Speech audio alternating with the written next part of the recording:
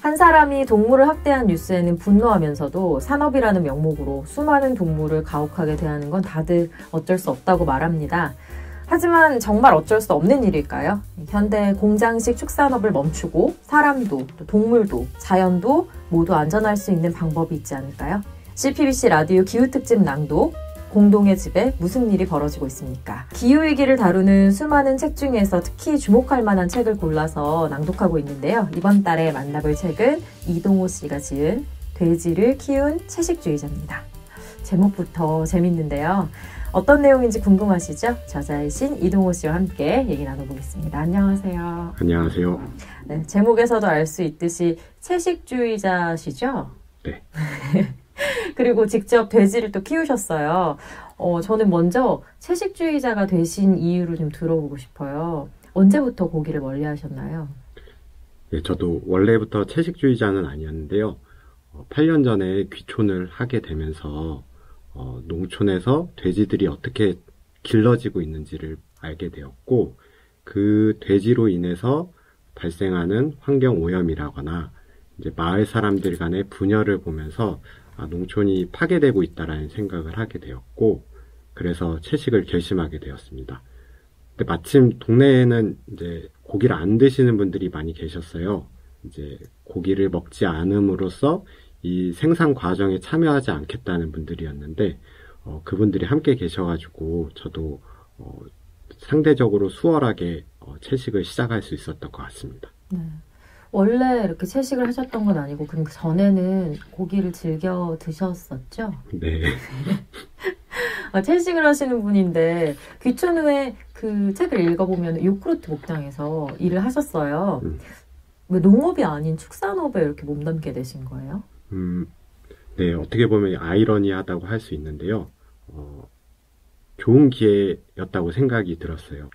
제가 일하는 목장이 이제 유기축산을 하는 목장인데, 우리나라 전체에서 보면 1%가 안 되거든요. 유기축산이라는 게 이제 가축에게 건강한 먹이를 주고 이제 병이 걸리지 않을 수 있는 환경을 제공을 하고, 그리고 가축에게서 나오는 분유를 다시 땅으로 되돌려주는 그런 축산업을 말하는데, 이 축산 자체를 하는 것도 대단하다고 생각을 했는데, 공동체 지향적으로 이웃들을 생각하면서 경영하는 모습을 보면서 이렇게 농촌을 파괴하지 않으면서 축산을 할 수 있구나라는 생각을 하게 되었습니다. 네. 또 궁금해지는 게 가축이 되게 많잖아요. 소도 있고 뭐 양, 돼지, 닭, 뭐 염소도 있을 거고. 네. 근데 그중에 딱 돼지를 키우게 되신 이유는 뭘까요? 돼지를 키웠던 이유는 잡식동물이었다라는 이유 때문이었는데, 돼지가 진짜 잘 먹어요. 뭐든지 다 먹는데, 농촌에 살다 보면은 이제 사람은 먹을 수 없는 부산물들이 굉장히 많이 나왔고, 그런 것들이 그냥 퇴비로 땅으로 돌아가는 거는 좀 아깝다라는 생각을 했어요. 그래서 그런 것들을 어떻게 활용할 수는 없을까라는 생각이 있었는데, 그런 단계로서 돼지가 있다라는 걸 알게 됐고, 돼지를 데려와서 길러보자라고 이제 동네 형들과 같이 작당을 모의하게 되었습니다. 네. 재밌는 이름의 형들이더라고요, 닉네임이. 네. 직접 돼지를 키워보셨으니까 이제 돼지에 대해서 좀 잘 알게 되셨을 것 같은데, 일반 사람들이 잘 모르는 돼지의 특성 같은 게 있을까요? 잘 모른다라기보다는 잊고 지내는 건 아닌가라는 부분이 있었는데, 돼지를 직접 길러보고 잡으면서 느꼈던 부분이 돼지가 사람과 굉장히 같다라는 부분이었어요.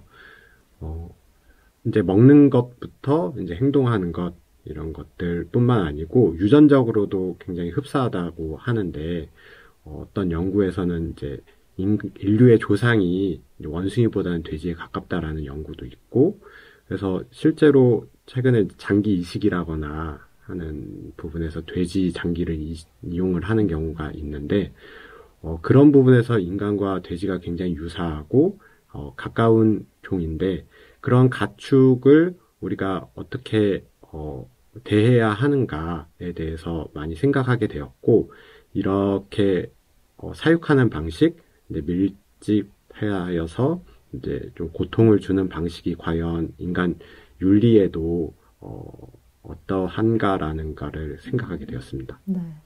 이 대답 안에 책의 내용이 다 있는 것 같아서 저희가 또 일주일에 걸쳐서 소개를 해야 되니까 조금씩 이야기를 풀어가도록 하겠습니다. 자, 첫날인 오늘 낭독하실 부분은 어떤 내용인지 미리 힌트를 주시면 또 귀에 더 쏙쏙 들어올 것 같아요. 왜 채식을 하게 되었는지, 그리고 이제 채식을 하던 중에 어째서 젖소 목장에 일을 하게 되었는지, 젖소 목장에서 일을 하면서도 부족하다라고 생각했던 부분들, 그래서 돼지를 직접 길러보기로 결심한 부분에 대한 이야기입니다. 네. 자, 오늘부터 한 주간 함께 들어볼 책, 돼지를 키운 채식주의자. 제일 먼저 낭독할 부분은요, 5쪽에서 8쪽까지입니다. 저자 이동호 씨 목소리로 함께 들어보죠.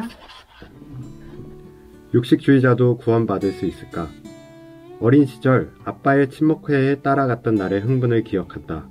그날이 오길 기다렸고 더 자주 모이면 좋겠다고 소망했다. 어른들의 세계는 고기를 먹는 곳이었다. 회식을 하고 귀가한 아빠에게서는 늘 고기 냄새가 났다. 오늘은 돼지갈비인가? 간장이 졸아든 달콤한 냄새를 맡으면 고기가 불판에서 지글거리는 소리가 생생히 들렸다. 고기 뷔페라는 것이 생긴 건 초등학생 시절이었다. 리필이라는 단어를 배웠다. 중학생 때는 생고기 2,500원 식당이 생기면서 부모님을 대동하지 않고서도 식당에서 고기를 먹을 수 있게 되었다. 친구들끼리 고기를 먹으러 가면 마치 어른이 된 기분이었다. 군대에 가니 매 끼니마다 한 가지 이상 고기 반찬이 나왔다.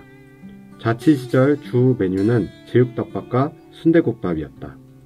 점심으로 제육을 먹으면 저녁에는 국밥을 먹었다. 아니면 그 반대. 매일 먹어도 질리지 않았다. 운이 좋아 또래들보다 이른 나이에 직장 생활을 시작했다. 군인으로 10년을 지내고 나니 이제는 다른 삶이 살고 싶어졌다. 군 생활을 정리한 뒤 배낭을 메고 여행을 떠났다. 여행을 다니며 막연히 농촌에서 살고 싶다는 생각을 했다. 여행에서 돌아와 28에 귀촌을 했고 충청도에 정착한 지도 어느새 7년이 흘렀다. 귀농이나 귀촌이라고 하면 사람들은 되게 신선한 공기, 아름다운 자연 풍경을 떠올리곤 한다. 살아보니 그런 것들은 도시 사람들의 머릿속에나 있는 상상의 세계였다. 농촌은 도시가 커지는 만큼 피폐해졌다. 강준만 교수는 지방은 내부 식민지라고 표현하기도 했다. 농촌은 젊은이와 식량을 도시로 보냈고 도시는 농촌으로 혐오시설과 쓰레기를 보냈다. 석탄 화력발전소, 원자력발전소, 폐기물 처리장, 화학공장 등 각종 기피시설이 지방으로 왔다. 축산업도 그중 하나다. 내가 이주한 지역은 하필 국내 최대 축산단지다. 전국에서 돼지가 가장 많이 사는 동네. 그건 사료를 싣고 오는 화물차와 돼지를 싣고 가는 화물차들이 종으로 횡으로 끊임없이 달린다는 말이었다. 이곳의 안개 낀 아침은 분뇨 냄새가 가득한 아침을 뜻했다. 새봄을 알리는 징표가 꽃이 아닌 파리라는 걸 의미했다. 빨래조차 편히 널지 못한다. 우리 동네에는 고기를 먹지 않는 사람이 많다. 소비하지 않음으로써 생산에 참여하지 않겠다는 의지다. 귀촌 후 기 얇은 나도 대세를 따르기로 했지만 채식은 만만하지 않았다. 라면에도 고기가 있다고요? 채식에 대해 잘 몰랐는데 시작하고 보니 세상 모든 음식이 지뢰밭이었다. 이런 나를 보고 부모님은 고기 사 먹을 돈도 없느냐며 혀를 쳤다. 도시 친구들은 내게 채식의 이유를 물었다. 국가는 축산업을 꾸준히 키워왔다. 보조금과 면세라는 쌍두마차가 이를 견인했다. 육류 소비량도 폭발적으로 늘었다. 어떤 이는 그 덕분에 농촌 경제가 돌아가지 않느냐고 하고 또 어떤 이는 값싼 고기를 먹으려면 어쩔 수 없는 일이라고 한다. 틀린 말은 아니지만 그렇다고 100% 맞는 말도 아니다. 최근에는 한우 축제라는 것까지 생겼다. 소비를 늘리고 브랜드를 만들어 보려는 지방자치단체의 노력이다. 무대를 세우고 가수를 불러 풍악을 울리지만 그 뒷모습은 참담하다. 가축은 점점 늘어나는데 인구는 꾸준히 줄어들었다. 이웃의 생계라고 생각하며 불편을 참아왔던 주민들도 더는 견디지 못했다. 악취 민원이 끊이지 않았고 주민 간 갈등이 심해졌다. 지역은 축산인과 비축산인으로 분열되었다. 한꺼풀 더 들어가면 축산업의 폐해는 악취로 끝나지 않는다.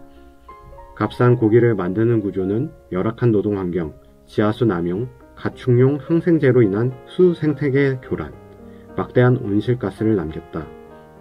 과도한 육류 섭취로 인한 건강 악화와 국가 보건 비용 상승도 빼놓을 수 없다. 채식을 말할 때 내가 하고 싶은 이야기다.